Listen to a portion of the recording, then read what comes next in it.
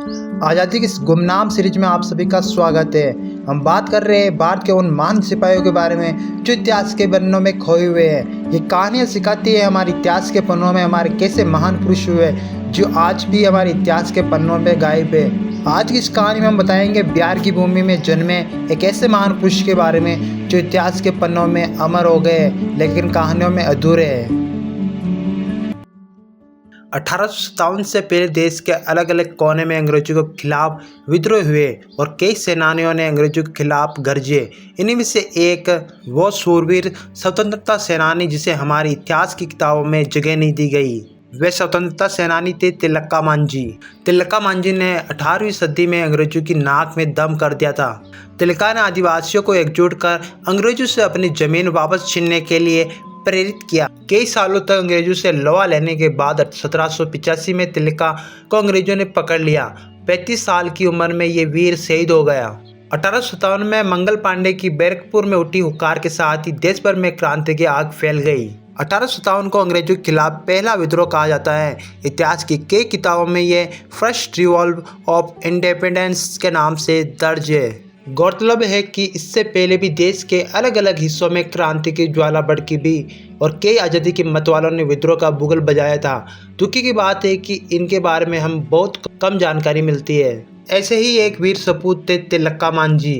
कौन थे तिलका मांझी? तिलका मांझी बिहार की धरती पर पैदा हुए। माना जाता है कि उनकी जन्म तिथि 11 फरवरी 1750 थी। जन्म के बाद वे जेबस पहाड़िया हुए।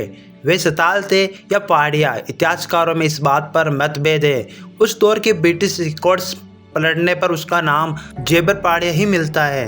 कई इतिहासकार तिलक मांझी को प्रथम स्वतंत्रता सेनानी मानते हैं। तिलक मांझी के जीवन पर माँ श्वेता देवी ने बंगाल भाषा में सालगिरह डाक और राकेश कुमार सिंह ने हिंदी में हुल पहाड़िया लिखा है। कैसे पड़ा तिलका मांझी का नाम तिलका? पहाड़िया में तिलका का मतलब है ऐसा व्यक्ति जो गुस्सेला हो और जिसकी आंख लाल लाल हो। तिलका का स्वभाव इतना गर्म जोश भरा था कि उनका नाम तिलका पड़ गया। लाइव हिस्ट्री ऑफ इंडिया के अनुसार ब्रिटिश ईस्ट इंडिया कंपनी वाले उन्हें इसी नाम से बुलाने लगे। जेबरा पहाड़िया आगे चलकर गांव का प्रधान बन गया। उनके समुदाय में ग्राम प्रधान की मांझी बुलाते थे। इसी तरह जेबरा पहाड़िया तिलका मांझी बन गया। जंगल और प्रकृति के प्रति ममता। तिलका मांझी ने बचपन से ही अपनी माँ यानी प्रकृति को अंग्रेजों द्वारा कुचले जाते देखा। अंग्रेजों द्वारा उसके लोगों पर किए जाने वाले अत्याचार देखकर ही वे बड़े हुए थे। पहले से ही दिल के किसी कोने में छिपी स्वतंत्रता की आग को गरीबों की जमीन, खेत, खेती आदि पर अंग्रेजों के अवैध कब्जे ने हवा दी। वह बंगाल की जमींदारी प्रथा का प्रभाव। 1707 में औरंगजेब की मौत के बाद बंगाल मुगलों के हाथ से छूटकर एक सूबा बन गया। ये जमीन की कीमत वसूल करने के लिए जागीरदार और जमींदार बैठा दिए गए। जमींदार गरीबों आदिवासियों का शोषण करते। अंग्रेजों ने जमींदारी प्रथा खत्म तो की लेकिन उनकी गद्दी पर गोरे साहब बैठ गए। अंग्रेजों ने भी आदिवासी का शोषण किया। आदिवासियों के पास विद्रोह के अलावा कोई चारा नहीं बचा। अंग्रेजों ने हथिया लिया जंगल महल क्षेत्र। 1750 में अंग्रेजों ने नवाब सिराजुद्दौला से जंगल महल क्षेत्र हथिया लिया। 1765 तक कंपनी ने सताल परगना, छोटा नागपुर पर भी कब्जा कर लिया। अंग्रेज बिहार और बंगाल के आदिवासियों से भारी कर वसूलने लगे। आदिवासियों के पास महाजनों से सहायता मांगने पर मजबूर हो गए। अंग्रेज और महाजन आपस में मिले होते और महाजन धोखे से उधार चुकाने में असमर्थ आदिवासियों की जमीन हड़प लेते।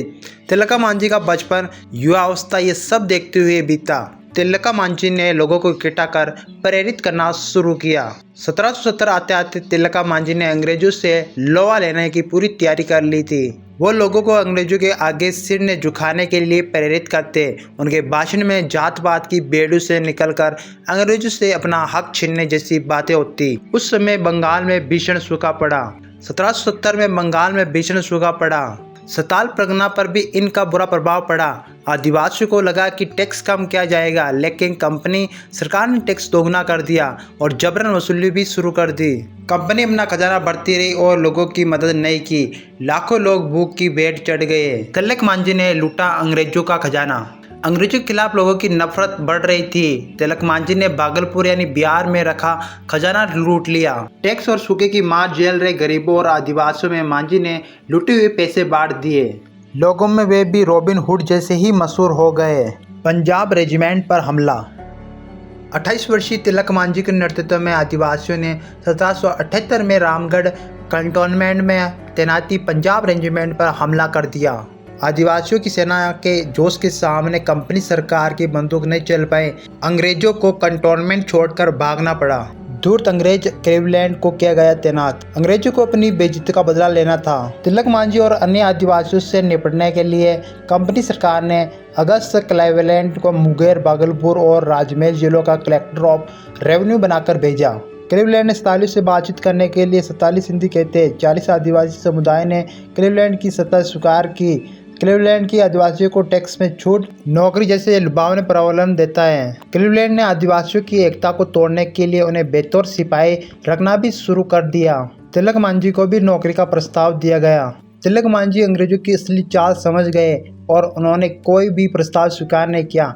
कुछ आदिवासी अब भी तिलका का समर्थन कर रहे थे और आदिवासी एकता बनाए रखने के लिए दिन रात एक कर रहे थे। तिलक मांझी ने साल के पत्तों पर भेजे संदेश। तिलका ने अन्य आदिवासी समुदाय को एकजुट करने की कोशिश की। उन्होंने साल के पत्ते पर संदेश लिखकर अन्य समुदाय के प्रमुख को भेजा। मिट्टी की पुकार को अनसुना करना मुश्किल है। अपनी माटी की रक्षा के लिए कई लोग आगे आए और तिलका मांझी को बहुत से प्रमुखों का समर्थन मिल गया। भागलपुर पर हमला। तिलका मांझी ने एक बहुत बड़ा कदम उठाने की प्लानिंग की। 1784 में आदिवासियों ने अंग्रेजों के भागलपुर मुख्यालय पर हमला कर दिया। घमासान लड़ाई हुई। जहरीले तीर से क्लीवलैंड को मारा। तिलक मांझी ने अपने धनुष से एक जहरीली तीर छोड़ी और वो क्लीवलैंड को लगी। वो जख्मी हो गए और कुछ दिनों बाद में वो मारे गए। एक आदिवासी का हाथ तो क्लीवलैंड की मौत अंग्रेजों के गाल पर जोरदार तमाचा जैसा था। कंपनी सरकार ने लेफ्टिनेंट जनरल अय्यर कुट्टी को तिलका को जिंदा या मुर्दा पकड़ने के लिए भेजा। किसने दे दी आदिवासी नेता की खबर। कहा जाता है कि किसी घर के बेदी ने ही तिलका मांझी का पता अंग्रेजों को बता दिया। अंग्रेजों ने बीच रास्ते में तिलका और अन्य आदिवासियों पर हमला किया। तिलका जैसे तैसे बच गए, लेकिन उनके कई कमांडर शहीद हो गए। तिलका मांझी शहीद हो गए। अंग्रेजों से बचकर तिलका मांझी अपने गरे जिले सुल्तानगंज के जंगलों में जा छिपे। यहाँ से उन्होंने अंग्रेजों के खिलाफ गुरिल्ला युद्ध छेड़ दिया। अंग्रेज तिलका तक पहुँच वाले हर सप्लाई रूट को बंद करने में कामयाब हो गए। तिलका और उनके सैनिकों को अंग्रेजों से आमने सामने लड़ना पड़ा। कहते कि 12 जनवरी 1785 के दिन तिलका मांझी को अंग्रेजों ने पकड़ लिया। तिलका मांझी को अंग्रेजों ने घोड़े से बांधकर भागलपुर तक घसीटा। कहते तिलका मांझी इस यातना के बाद जीवित थे। 13 जनवरी 1785 को 35 वर्षीय वीर को फांसी दे दी गई। इतिहास के पन्नों में गुमशुदा तिलका। तिलका मांझी इतिहास की किताबों से भले ही गुम है, लेकिन आदिवासी समाज में आज भी कायम है। आदिवासी समुदाय में उन पर कहानियाँ कही जाती है। सतार उन पर गीत गाते हैं। 1831 का सिंह भूमि विद्रोह, 1855 का सिताल विद्रोह, सब तिलका की जले मिसाल का ही असर है। 1991 में बिहार सरकार ने भागलपुर यूनिवर्सिटी का नाम बदलकर तिलका मांझी यूनिवर्सिटी रखा और उन्हें सम्मान दिया। इसके साथ ही जहां उन्हें फांसी हुई थी उस स्थान पर एक स्मारक बनाया गया।